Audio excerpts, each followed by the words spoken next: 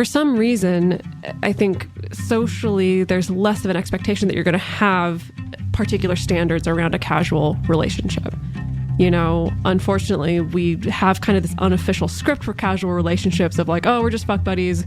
So that means we hook up, maybe we're friendly, but no cuddling, no real communication, keeping each other at arm's length, you know, like... I had a guy who said no kissing. Boy, oh boy, we could have sex, but no kissing. But did you do it? Did you do him? Welcome to the Multi-Amory Podcast. I'm Jace. I'm Emily. And I'm Dedeker. We believe in looking to the future of relationships, not maintaining the status quo of the past. So whether you're monogamous, polyamorous, swinging, casually dating, or if you just do relationships differently, we see you, and we're here for you.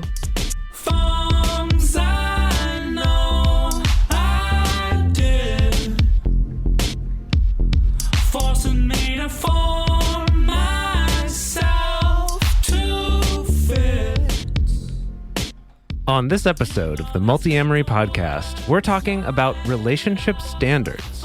Standards are discussed a lot, particularly when people are dating. Many people, usually women, are criticized for having standards that are, quote, too high, hindering their ability to find a partner. Or other people might be criticized for having standards that are too low, opening them up to being taken advantage of or keeping them in an unhealthy relationship. So in this time, as many more people are jumping back into the dating scene, we'd like to take a look at what standards even are. What does it actually mean to have standards that are too high or too low, and how to reevaluate your standards if you think you need to. So we have covered healthy/unhealthy relationship expectations. That's in episode 142, which was a while ago. 1,000 years ago. 1,000 billion years ago. We've also covered relationship goals.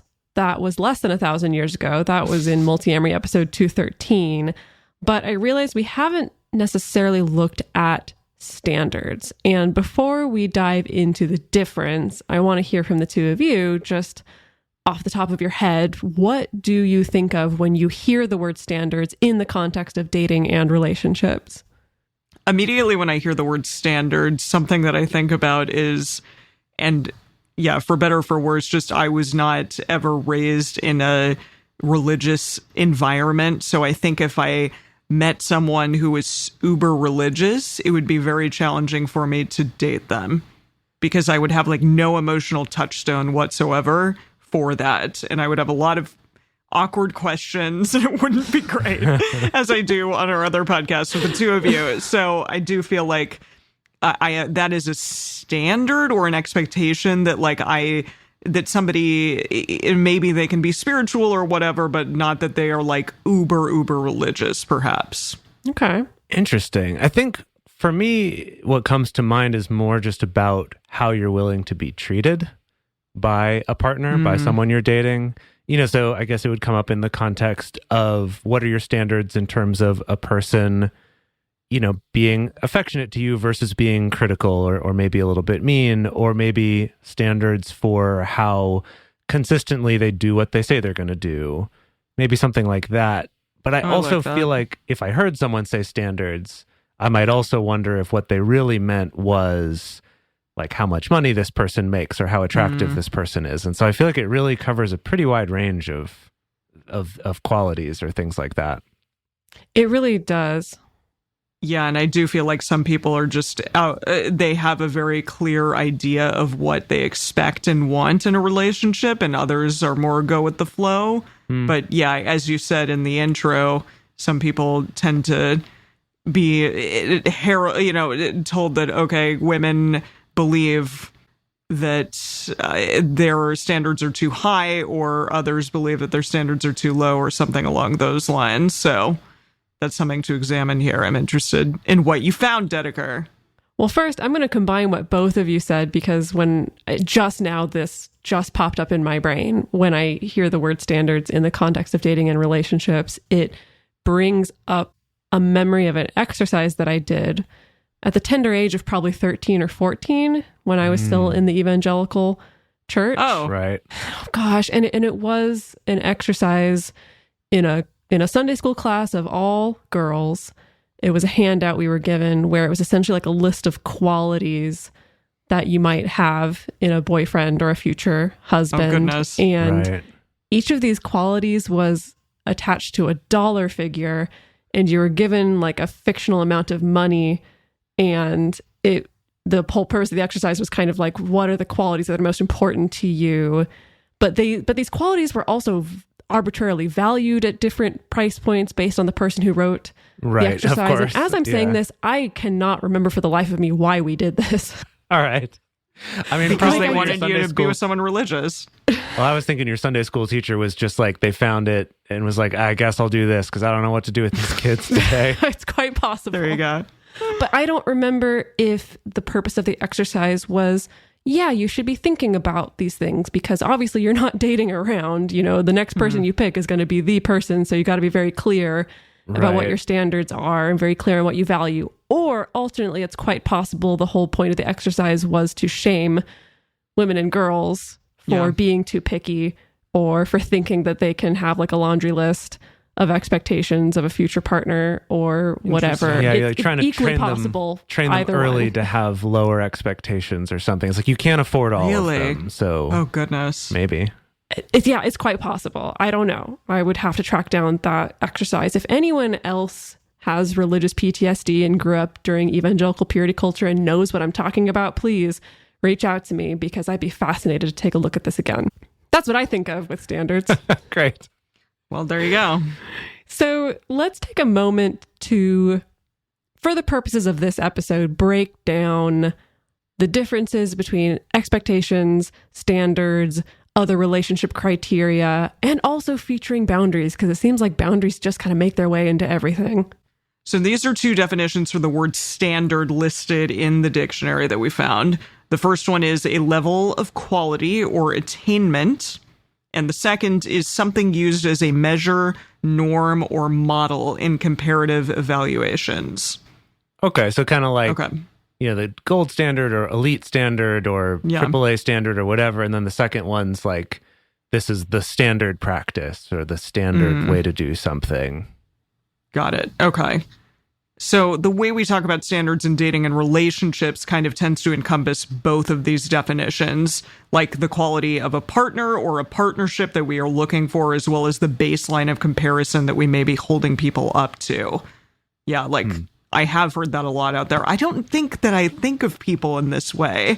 Like, also, my question is, how do you know immediately if a person is like up to your standards or not? Like, this is potentially like a lot of information that you have to give someone to figure out whether or not they rise to that standard. Like, you can't probably even find all that out in an evening.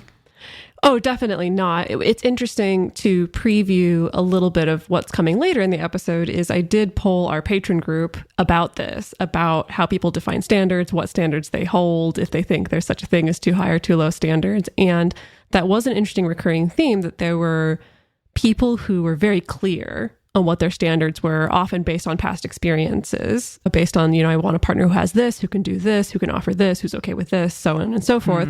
But there were also a lot of people who I think had your same reaction, Emily, of like, whoa, I can't think about people or relationships in this way. Or for me, it's more of a, I know it when I see it feeling. It's more of an organic process, more of a feeling out process. So like I think that's interesting. Yeah, that it seems like a little bit of these two different camps of how people approach this. Yeah, and also I feel like the topic of standards in relationships comes up both in terms of either criticizing or helping people guide their choices for who they start to date, who to go on that first date with, but then also comes up more in terms of who you choose to stay in relationship with. And it is different. And kind of like you said, Emily, it's those later ones, you don't get to know that someone's going to call you names when you argue until you've been in a relationship with them for a while. Because they're not going to do that on the first date. I mean, it'd be great if they did, so you could just get out then and not worry about it. But, Yeah, but standards are different right at the beginning of a relationship. You're like, well, do I click with this person? Do I like them? Are they interesting to me? Rather than,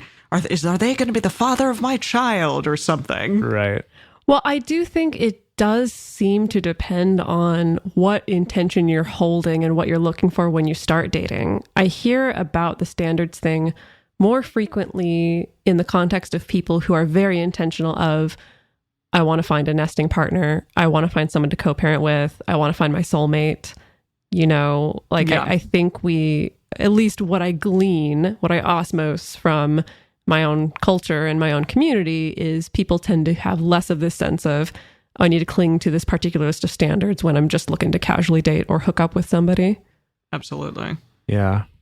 Then how do these standards compare with expectations or maybe boundaries or some other things? So these are some definitions that we used from that relationship expectations episode way back, 142. So expectations concern how you want a relationship to turn out or how you want a partner to act. And then boundaries reflect what your conduct will be in order to protect yourself in light of something that goes counter to your values. And then deal breakers are behaviors, actions, or qualities that one will not tolerate within their relationship. So kind of that's the overlap with boundaries, or like a type of boundary is that sort of deal breaker type of boundary where it's, if this happens, I'm out totally, versus a boundary that maybe just involves you enforcing that boundary for yourself, like I'm going to not participate in a conversation where X happens, or I'm not going to be in a room while this is going on, or something like that, that those might be boundaries, but not necessarily the deal breaker type. And then we also defined need is something that you ask for and communicate to your partner, but it's something that you want them to do rather than something that you're able to do for yourself, like a boundary. I thought that it was important to lay this out because there's a lot of overlap here, right? I think that standards and expectations and relationship needs and deal breakers and all these things intersect quite a lot. And so while I don't want to make the argument that these are completely separate concepts that have no overlap whatsoever, I did just kind of want to clarify our language for this episode just to keep that a little bit clear. So the way that I think about it, the way that I puzzled all this together and how I think these things relate to each other is, in my brain, it's like your standards, they serve as like the measuring tool. And the measuring tool informs your expectations of your partner or your potential partner's qualities or behaviors. And where needs come into play is like you communicate your needs, your relationship needs, and you enforce personal boundaries so that you can co-create the relationship with this other person that does meet your standards, that does meet your measuring tool. And part of that being that, of course, you're using your personal boundaries, or you may choose to end a relationship if it's not meeting that standard, or if there's certain deal breakers involved. Does that feel like that clears it up at all? That was the way that I made sense of it in my brain. But language is hard, and these concepts have a lot of overlap. Yeah, because it feels like values, which we talked about fairly recently as well, are also a part of it. So, yeah, and one might say, okay, values and standards are fairly similar, but values are kind of personal, and standards are like what you throw onto the other person is like, I want you to be these things. I believe in these things for myself. I don't know. So that is kind of the boundaries versus expectation thing. Like expectation is external and boundaries are internal. Maybe we need to come up with just one omni word that encompasses everything. And we'll just make all of our episodes about that one omni word. I feel like in this context, though, that there maybe is a similarity between, when we talk about boundaries, we talk about boundaries kind of being this non-negotiable thing that's you can enforce yourself, and that it's something that ideally in a good relationship you're never touching up against those, right? Like they're not sort of someone who sits right at your boundary is not the goal. That's just sort of your last line of defense. It's like we can't go past this point, and hopefully we don't have to get close to it very often, if at all. And maybe, at least in the way people tend to use standards, it is a little bit more like a minimum standard, is how people tend to talk about it. Versus, well, I'd like to find someone who does these things or who does that or has these qualities, but my standards are but this is sort of the minimum. They've at least got to match up to these in these particular areas. So maybe there's a similar thing to boundaries. I don't think we can use one Omni word to replace all of them, of course, but Probably not. We could try. we could try. But I think there's maybe a similar thing there where there's a difference between thinking of a standard as a minimum versus thinking of a standard as this is what I want, as sort of a goal in who your partner is or how they treat you or something. I don't know if that's always how people use it, but I'm just kind of thinking of what distinguishes it from other things like expectations or desires or needs or things like that. Well, do you want to know what science says? How science defines standards? Science. I love science. I took a dive into just what research studies are out there on relationship standards. I wasn't necessarily looking for anything in particular. I just wanted to see how do researchers define relationship standards. And I went down a really interesting rabbit hole. So I stumbled onto the work of Professor W. Kim Holford from the University of Queensland in Australia. And he and his colleagues have basically performed 1 billion years of research on relationship standards, everything including intercultural differences in relationships and how that influences standards, co-parenting relationships, how that influences relationship standards, and also in same-sex relationships as well, which we'll get to a little bit later. And this is how he and his colleagues define it. Quote, relationship standards are beliefs about what makes a good romantic relationship. And I think that corresponds with what you were saying, Jace, about it being a little bit different from a bare minimum and more about the this is what I want. This is something that is desirable for what I think is a good romantic relationship. Yeah, I still think of it as a minimum, but it's like a minimum of what's still good versus a boundary, which is like the minimum tolerable at all of like, now I'm getting out of here if we're even close to this. So yeah, right. Interesting. So I could still see that being like, okay, it's the minimum of what still counts as good. So maybe that's a better clarification. Good job, Professor Holford. Professor Holford, well done. Well done. Good job. Well, so actually very good job, because I noticed that Holford and his colleagues seem to be one of the few, if not only, research teams that are actually looking at relationship standards as they specifically play out in same-sex relationships. Of course, as we've talked about on this show, the really frustrating thing is so much research is just done on white, cis, heteronormative, often presumed to be monogamous, sometimes also even married individuals, that's considered the default blueprint for a relationship. And so the gold standard, it is, as it were. Wow. Yes. Bringing it back around. And so I was really excited to see that they're actually doing research on relationships and on people that are not that, which is super helpful and really valuable. So he did a 2020 study titled Assessment of Couple Relationship Standards in Same-Sex Attracted Adults, where he and his research team laid out both the common relationship standards that have been determined by other studies to be important in heterosexual relationships, as well as some relationship standards that are unique to same-sex relationships, which I thought was so valuable. Basically, the whole point of this study was there's already an existing research, like assessment scale for relationship standards that have been applied to heterosexual couples. And the whole point of this was to create one that also included these unique standards that show up in same-sex relationships, which I thought was really important work. So these are the ones that are on like the standard scale in a lot of research on relationship standards right now. So the first one is couple bonding is held as an important relationship standard. So that includes things like expressions of care, love, intimacy, things like that. Another one is family responsibility. So that looks at things like how do we manage our extended family relationships? How do we maintain face, essentially like our social face? How do we maintain harmony within our family? This one really surprised me. Religion is also on the scale. So as in how important we both feel in our partnership about shared religious rituals, how important we feel it is to raise children in a particular faith, or how important it is to hold a belief that our relationship is sacred or blessed by a higher power in some way. Yeah. Well, I'm surprised that this surprised you at all, though. Because it's like, if that's an important thing in your life, then absolutely. I mean, that was always what was, just beat into all of us growing up Christian, was like, you have to date and you have to eventually marry a Christian person, because otherwise they're going to lead you astray. Your kids will be For sure, awful. that happened. You know, all that stuff. That did happen to us, to both of us. Yeah. So there you go. They're not wrong. Yeah. So that one doesn't surprise me at all. I'm like, yeah, if that's something you think is really important, then that's going to be an important thing to find in a partner. Or maybe do get led astray. I don't know.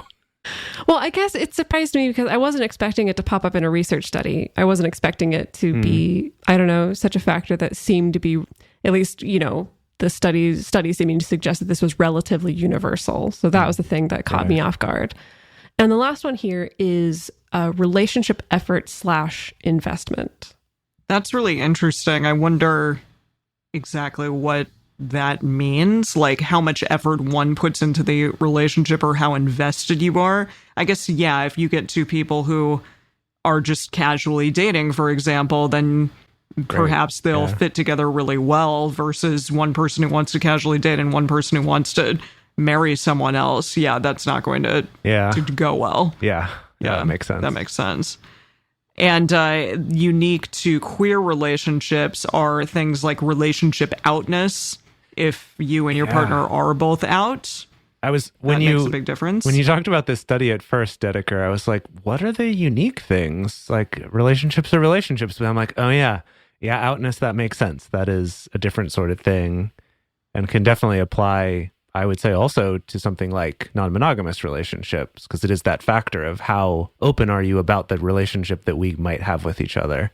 So yeah. Yeah. And also sexual openness is another part of this, like openness to forms of non-monogamy. Because in some queer relationships, that is kind of the standard, as it were, and in others, that's not as much. I might make an argument that was already part of their standards. They just didn't call it that. With maybe what they roped into relationship effort / investment, part of that piece is also, do you want to be monogamous? And to them, that's just investment in a relationship because, again, it's the quite default. Possibly. So that I bet that's even in there, but people just didn't know how to ask the questions in quite the right way. Yeah, I didn't do the deep dive into like specifically what were the kind of questions they were asking people using this particular scale to evaluate that, because that wasn't the point of this particular paper. But yeah, no, that's a really good point. And also something unique to queer relationships is dyadic coping with homophobic discrimination. So, how do you and your partner or partners deal with homophobic discrimination? How much, what do you do when that affects you? So that's something that is unique in that way. Yeah, definitely. Something that the study pointed out as far as practical applications here is, for instance, queer couples or same-sex couples who are seeking out something like therapy together, how important it is to have a therapist who's not just limited to this kind of previous set of relationship standards and kind of evaluating how matched couples are on those, but like these are also extra things that therapists who are helping queer couples may need to think about because they're also important. Absolutely. Yeah. And bear in mind that these studies suggest that partners need to have similar standards regarding each of these areas in order to maximize relationship satisfaction, as opposed to suggesting that a relationship needs to highly value religion or sexual openness in order to be healthy. Just similarity is the main thing here, because perhaps you don't really care that much about being sexually open or religion, for example, things like that. It's just kind of the scale on which both of you are. Right. Yeah. Although, I mean, now just from this brief description, I'm like, well, you could have two people who think religion's very important, but they're in different religions, and that's not compatible. So it's not not a linear scale exactly, but yeah, that makes sense though. We have to be similar in however that area is, however we might measure that area. But clearly that works as well with some relationships, so it doesn't necessarily matter. But something to think about for sure. Alrighty, well, we are going to move on and talk more about things like non-monogamy, food for thought about that. Also, is it possible to have too high or too low standards? But before we get into that, we're going to discuss some ways that you can help our show out and continue bringing it to the masses for free. As many of us out there in non-traditional relationships know, dating and dating apps can be really, really challenging because a lot of times they're not very friendly to those of us in non-traditional relationships. But if you are out there looking for an app that actually encourages you to embrace and express your non-traditional side, then you need to check out our sponsor for today, Field. Field has built a community for awesome, ethical, and honest people seeking to connect and explore their desires. The app does its best to be inclusive to as many people as possible, no matter your gender or your orientation. When you join, you can choose to identify as over 20 different genders and sexualities, and you can also filter by that as well, depending on what kind of people you're looking for. With radical open-mindedness designed into the app, you can share about yourself, your sexuality, your desires, no matter how traditional or kinky you may be. Nonconformity and shame-free individuality is what Field is all about. And here's some great news. You can download the Field app for free and support our show by using the link in this episode's description or by going to multiamory.com/field. That's FEELD. Just click the link in our episode to get the Field app for free today or go to multiamory.com/field. As most of you out there probably already know, good lube is the key to having good sex, whether that's alone or with a partner or with several partners. And if you're going to lubricate, you should be doing it with the highest quality, body-safe ingredients because you want to take special care of your special places. And for that, nothing beats Uberlube. Uberlube is a luxurious, high-grade silicone lubricant made from clean, body-friendly ingredients. It is just a little silicone with vitamin E, and that leaves a little velvety finish that actually moisturizes the skin. And yeah, I mean, Uberlube lets skin feel skin. It just enhances touch. It doesn't overpower anything. And it gives you like a nice little amount of slip while still allowing for skin-on-skin sensations. And right now, Uberlube is offering Multiamory listeners a special offer of 10% off and free shipping when you use our code MULTI at uberlube.com. That's 10% off and free shipping. Just use code MULTI at uberlube.com. Shopping for clothes can be annoying at best and daunting at the very worst. You don't know if things are going to fit. Returns can be difficult. You have to go back and forth to the store in your car. You may have salespeople following around, and you may not even know which store to start with. This season, let our sponsor Stitch Fix do all the hard work for you. I got a sweater in my last Stitch Fix box that basically has not left my body for several weeks now because I love it so much. So I highly, highly recommend giving Stitch Fix a try. Stitch Fix offers clothing that's hand-selected by stylists for your unique size, style, even your budget, whatever you tell them you want to spend. It's a completely different and fun way to find clothes that you'll love to wear. Each piece is chosen for you, and for each Stitch Fix that you get, they'll continually try to adapt and improve and hit more exactly what it is that you like. You can try on the pieces at home, keep the ones that you like, return the ones that you don't. They even send you a prepaid return envelope, so you don't even have to go find a box somewhere in your closet to send it back. They just send you all the stuff you need, and you don't have to subscribe. You can just do it once, or you can sign up to do it regularly. Either way, all you do is you pay $20 for each box, and if you keep anything from it, that $20 goes towards what you keep. No hidden fees at all. And Stitch Fix has styles and clothing to fit any occasion for women, men, and kids. They ship all over the US and are available in the UK as well. We know that you'll love them, so to get started today at stitchfix.com/multi, you'll get 25% off when you keep everything in your fix. That's stitchfix.com/multi for 25% off when you keep everything in your fix. stitchfix.com/multi.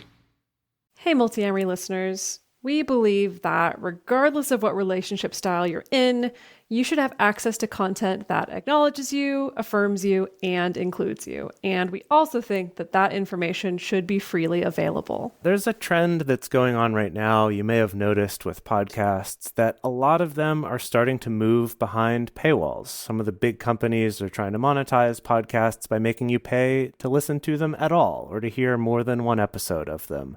But it's really important for us to be able to offer this show to everyone out there for free and to be able to offer things like listener hangouts and stuff like that.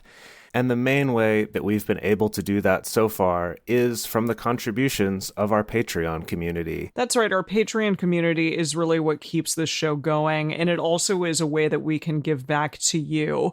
We have a private Facebook group. We have Discord communities. And we can also give you things through Patreon, like early releases, things like bonus episodes. We have regular video discussion groups, which are really, really incredible every single month. We have so many amazing people from all over the world joining them. And it's just a lovely way to interact with our community. And also sometimes we're going to throw you some free merch. And isn't that cool? I love free merch. So if this show has brought you value, if you love the fact that it's coming to you for free, it's giving people out there some great information on relationships, regardless of what sort of relationship configuration you're in. And if you want to interact with our amazing community, then go to patreon.com/multiamory and join us. We would love to have you, and we really, really appreciate the support. And we're back. So the question on everyone's mind, of course, is what about the non-monogamous folks? We talked about it a little, but is anyone researching this? Maybe we have to be the ones to take this deeper dive into it.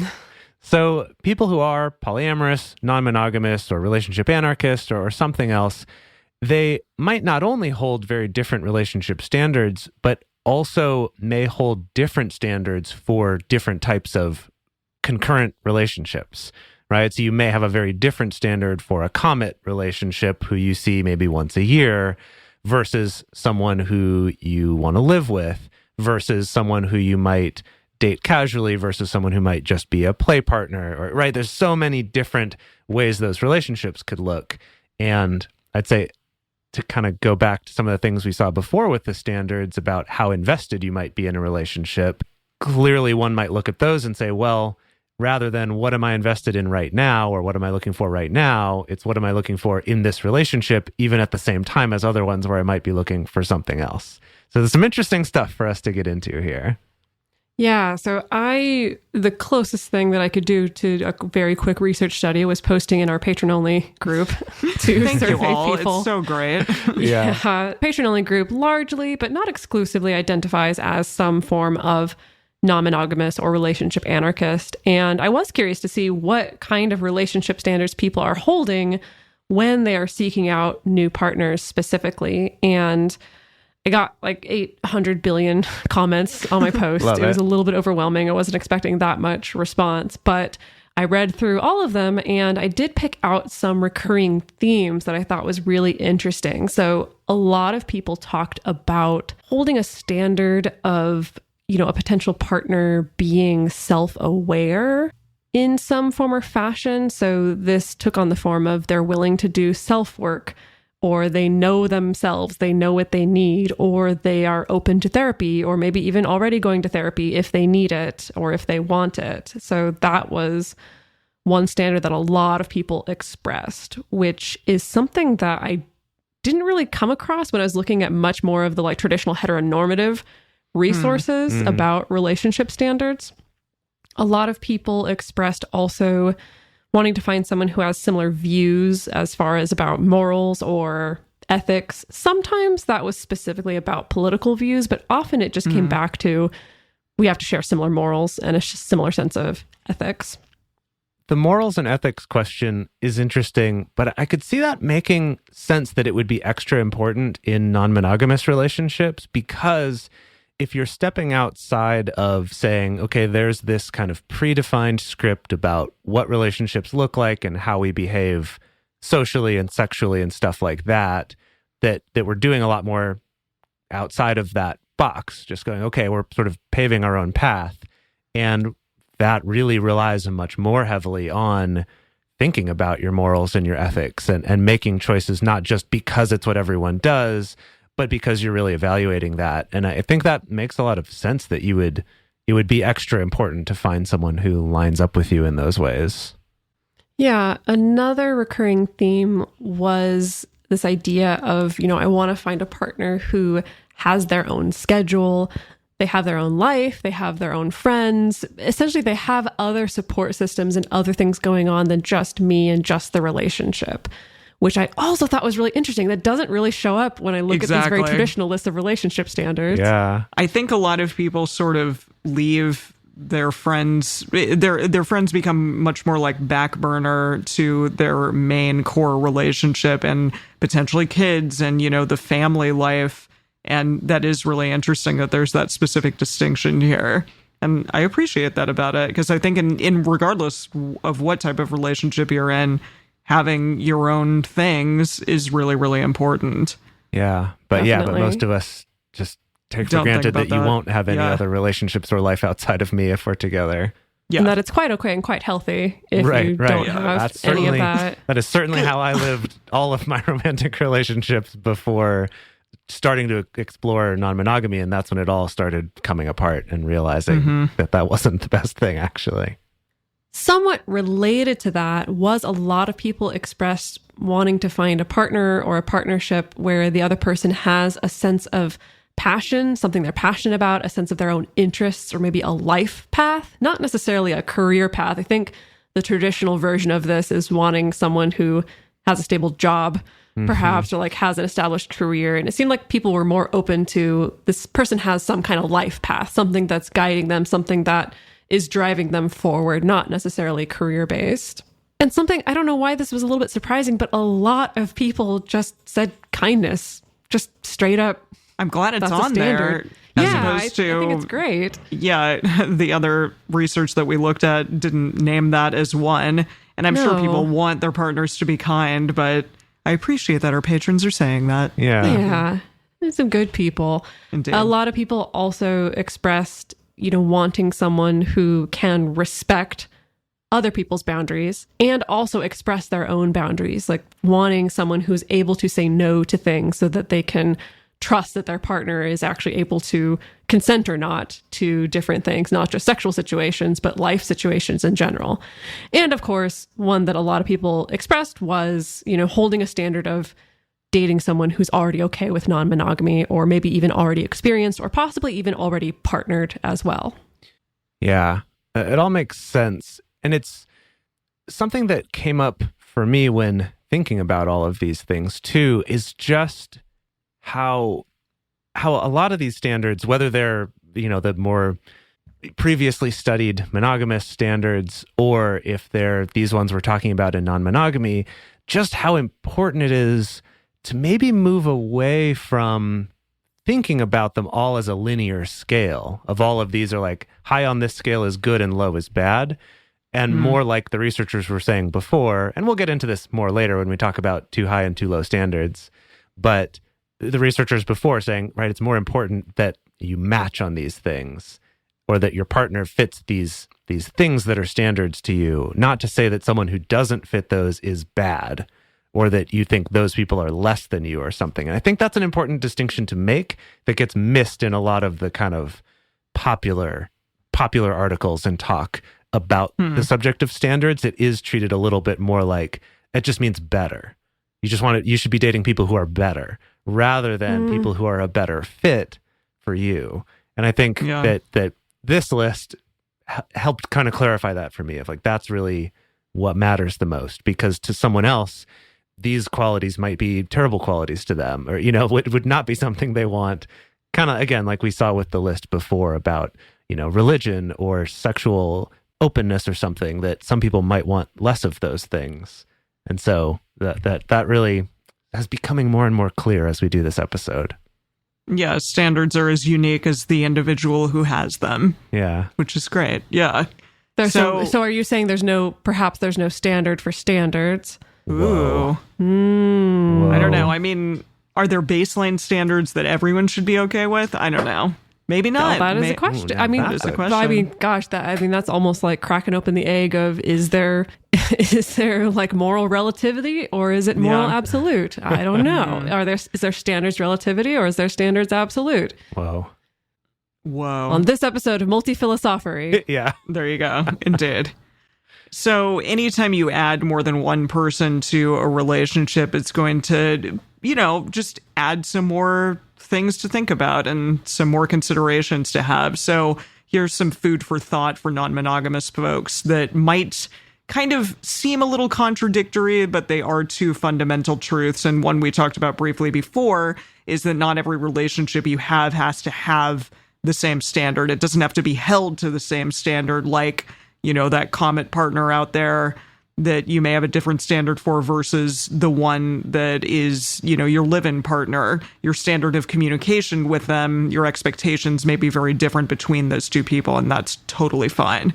And also, second, you may have some standards that are healthy for you to hold regardless of the type of relationship. So you may have a baseline for yourself of care and respect and communication with both your casual comment partner and your live-in partner. So they seem like they're a little bit diametrically opposed, but they're not. They still can both be true, even if they are a little separate from one another.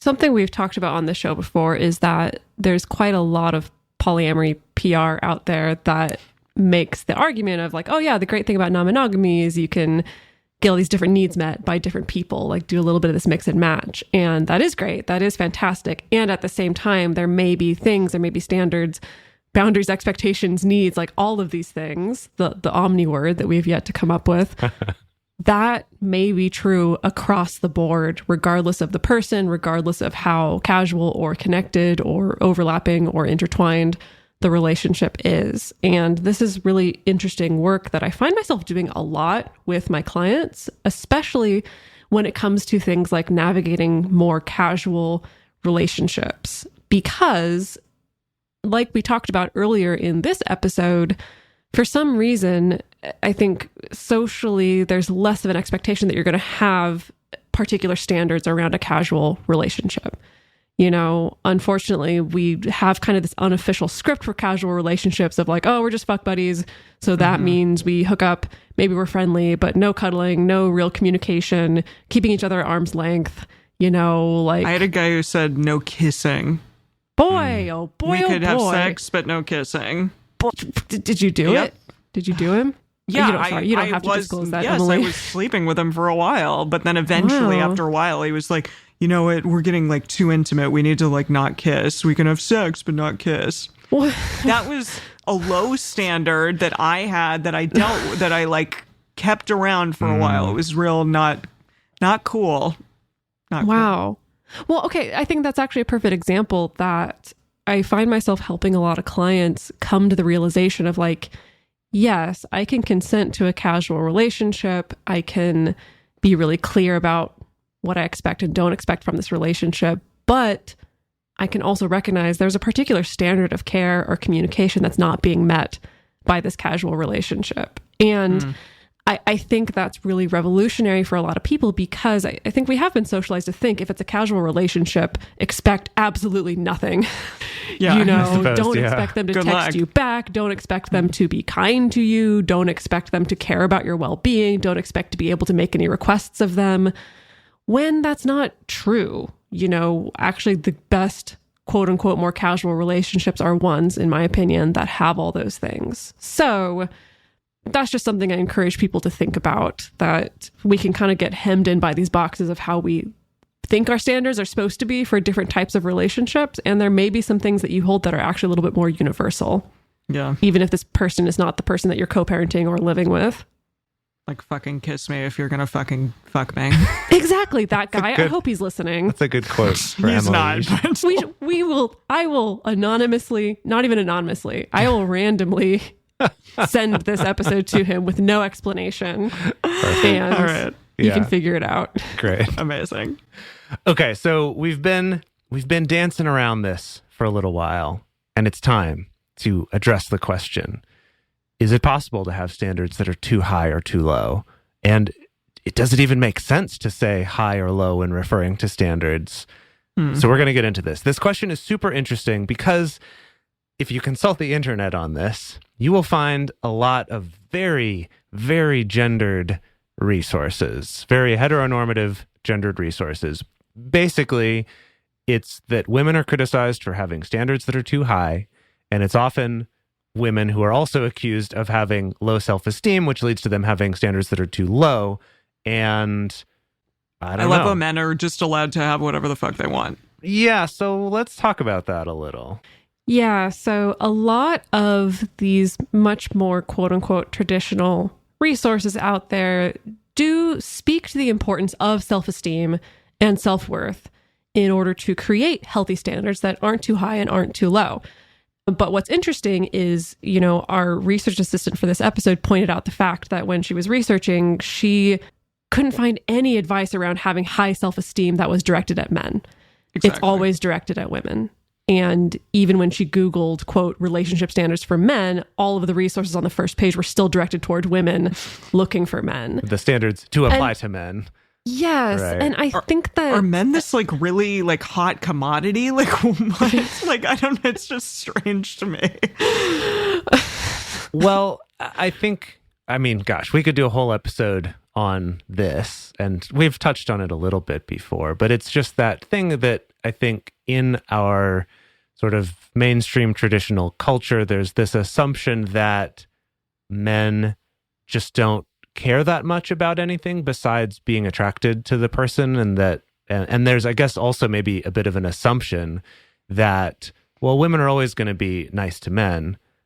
It's just that men aren't always nice to women, and so women are the ones who need to have standards. Right. I think that also ropes in the assumption that women are always going to want to be monogamous with men. Right. Mm-hmm. And so standard-wise, that's often one of the standards is, does he want to just be with you? Does he, treat you like a queen or, whatever? There's, depending on what articles you find, it's either worded in a very traditional religious way or it's worded in this very, young, modern, hip language, but they're basically saying the same stuff. They're basically still all prescribing to this same belief that just, it sucks. It's really problematic for so many reasons. And like I said, we could do a whole episode on it, but I think it really does everyone a disservice by, one, assuming that men don't have standards and that it's not even worth talking about, and then also assuming that any sort of relationship compatibility issues are entirely women's faults for not having high enough or low enough standards. Yeah. No one's being helped by this. Roll this on its head. Well, speaking of problematic things, the only place that I've come across resources or content aimed at men about their standards has been often in like really gross pickup artist spaces where the standards are only about where a woman falls on a scale of 0 to 10. Right. That's the first thing that comes to mind for me. Maybe there's some kind of secret treasure trove for like crunchy with it feminist guys where it's talking about their standards and stuff like that that's out there that I haven't found, but it's like that's what my exposure has been to it. Yeah. Maybe it's just that language is not the language that's used. Like maybe it's just that calling it standards might be something that's just because that's so entrenched in this one way of looking at relationships that maybe the other advice out there just doesn't talk about it in that way. I don't know. That's an interesting thing. Maybe someone out there will make this resource though, if it doesn't exist already. I think you mean us, and we should work on that perhaps. So, okay, Dedeker also asked the patron group this question, this like too high, too low question.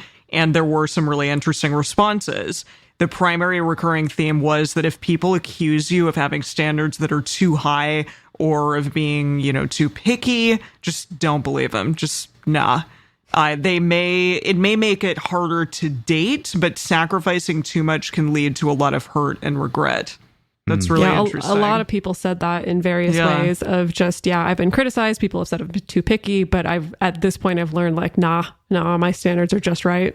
That's great. That's good. Yeah, I love that. Good. I think it's also just, it comes with experience, right? And I think a lot of, at least my impression is a lot of the stuff writing about relationship standards are kind of written for people who are maybe newer to having relationships, haven't had as many of them, or maybe have only had a couple bad ones.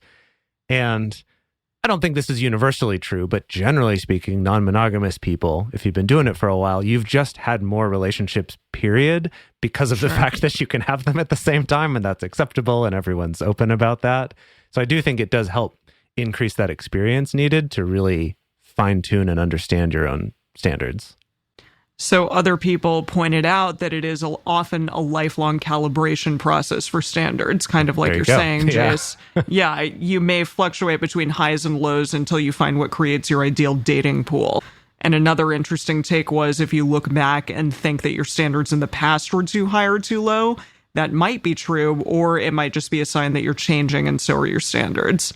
Yeah, I mean, we talk about this, like all of us are kind of ever evolving, like nothing that we do necessarily stays the same just forever. You know, you're born and then that's it. Like, good luck. Your standards are going to be what they are. Yeah. But rather, yeah, I mean, if you're non-monogamous later in life, then clearly your standards are going to change from when you were potentially monogamous and looking for something else entirely.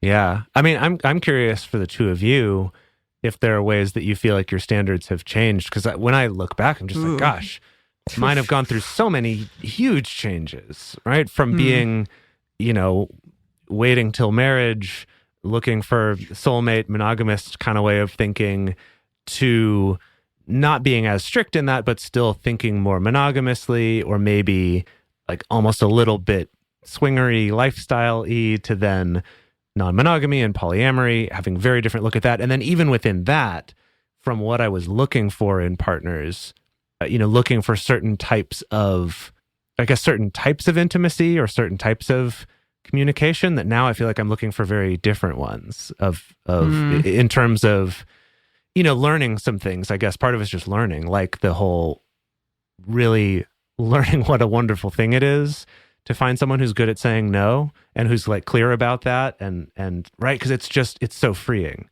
when someone's able to say no to you, that it's like, okay, great, now we're on the way toward being clearer with each other and not having to do as much guessing, which is great.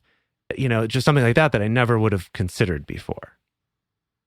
Yeah, I would say that if I think back to when I first started dating and started experimenting with relationships in general, I don't know, I think my standards before, what I believed made for a good relationship was probably just like, I don't know, hang out with me all the time until I tell you to go away, and then don't speak to me. And I feel like that's still a little bit there. Bit, but I like to think of maybe a healthier, more communicative version of that. Maybe more clearly communicated, yeah. Yeah, my expectation of, I guess, how much a person is around me and how much I am like so deeply entrenched in their lives. I mean, I think I am very entrenched in my partner's life, but I'm dating someone who like isn't, an actor and isn't in that kind of community at all. And so we very much have like different hobbies and skills and things like that. And so I think that's changed for me. Like, I don't necessarily need someone to be doing the same things that I am in order for it to work. And rather I can like learn a lot of cool things that are different from any skill set that I have with my partners. So that's cool. I dated a lot of people in the industry. Oh, haven't we all? Yes, I suppose we all have. Yeah. And it's nice to take a break from that. See, my strategy when I was still acting, and my strategy that I still hold to this day, is date people just kind of adjacent to the industry. Yeah, that's kind of what you're doing now, I've dated a long string of VFX people, is how it's played out in real life. That occurs type these days. I know. It has been for years, I guess. Yeah. Yes. Oh, man. So something that's interesting, though, hearing what both of you said and what I was talking about, is that it does seem very clear that there's a little bit of adjusting how high or low standards are in a certain way, maybe, but it seems more that it's just about fine-tuning kind of what's the range in each category, or what are some of the specifics in each thing.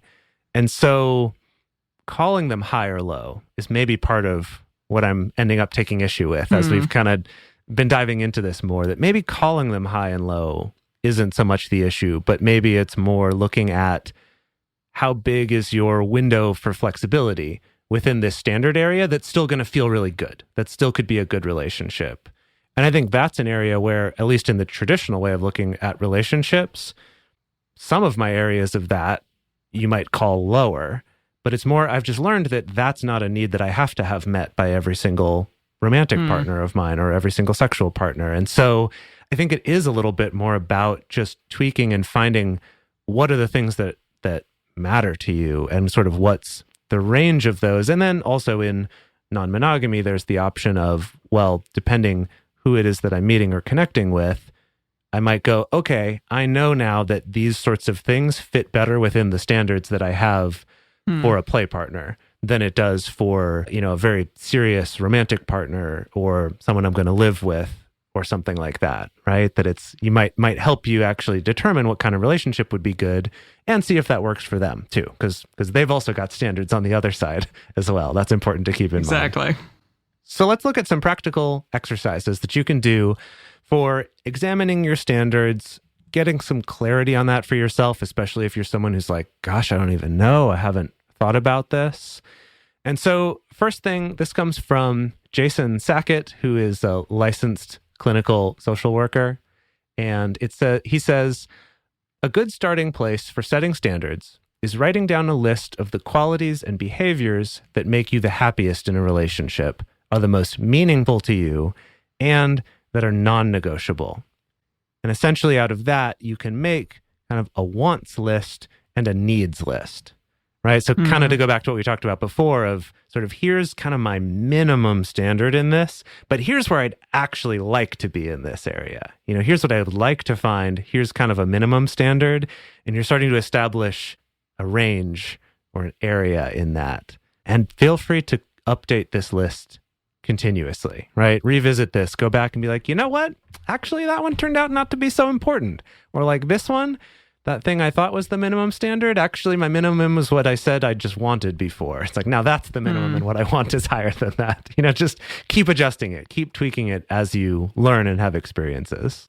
We also have a few questions to ask if you are out there and you're worried about having standards that are too high or too low. So you can ask yourself questions like, okay, does this person actually exist in real life? Is there actually a chance that they do? You can ask yourself, are any of my standards actually a defense mechanism that's preventing me from feeling uncomfortable or vulnerable? And now I want to clarify that's not necessarily a bad thing. If you're realizing like, yes, this is something that's preventing me from experiencing some pain, or it's in place because of some pain I experienced in the past, I'm all about that. I just think it's important to recognize. And then ask the follow-up question, is this actually protecting me? Is my intention in having this standard actually protecting me from pain or from a kind of discomfort or vulnerability that I just don't want to experience? And if it is, great. If it's not, then that's also something to reconsider. And lastly, a question that you can ask yourself is, if I could wave a magic wand, what would be the most wonderful, ideal version of a partnership that I can imagine? This one's more directed for people who I think are worried about their standards being too low. I think it's really important to think about, what would just be wonderful as opposed to what do you think that you deserve, or what do you think your other partner is going to be okay with, or whatever it is. That tapping into that, I think, can really wake up that sense of what would actually feel really, really good for you instead of just tolerable or just... Yeah. And our good friend John Gottman recommends striving... We're not friends. I know, we're not, but I wish we were. We just talk about him on the show a lot, so it feels like we're friends. Yeah. But he recommends striving for relationships that are good enough, which means that people expect to be treated with kindness, love, respect, and affection, free of emotional and physical abuse, manage conflict and repair well enough that everyone feels validated and understood. Those are like simple baseline things that are good enough in a relationship and a good like starting place for yourself with another person. Yeah, the Gottmans are all about this whole quote unquote like good enough relationship thing, and not to imply that it's like you should be settling at every turn, but more to imply, your relationship doesn't have to be perfect. This person doesn't have to be perfect. Your relationship doesn't have to be this big, amazing, cosmic, like healing force in your life. It can be that, and that's great, but it doesn't have to be. The Gottmans often come back to like, can you sit down and have a cup of coffee and have a really good conversation? Yeah. Can you still do that 5 years in? Can you still do that 10 years in? And that feels like a very low standard to some people, but the more that I think about it, the more that it makes sense to me. So heck yes. Stuff for all y'all to think about. So in our bonus episode today, we're going to be talking about something a little bit different. We're going to be talking about quote unquote high value and low value partners. These are terms that are getting some buzz online in certain circles. We're also going to talk about how these concepts intersect with things like race, class, wealth, ability, and more. We want to hear from you. What are your relationship standards? You can go check our Instagram story this week to be able to answer that. In addition, the best place to share your thoughts with other listeners is on this episode's discussion thread in our private Facebook group or Discord chat. You can get access to these groups and join our exclusive community by going to patreon.com/multiamory. You can also share with us publicly on Twitter, Facebook, or Instagram. Multiamory is created and produced by Jace Lindgren, Emily Matlack, and me, Dedeker Winston. Our episodes are edited by Mauricio Balvanera. Our social media wizard is Will McMillan. Our production assistants are Rachel Shenowork and Carson Collins. Research for this episode was done by Dr. Kiana Nurse. Our theme song is Forms I Know I Did by Josh and Anand from the Fractal Cave EP. The full transcript is available on this episode's page on multiamory.com.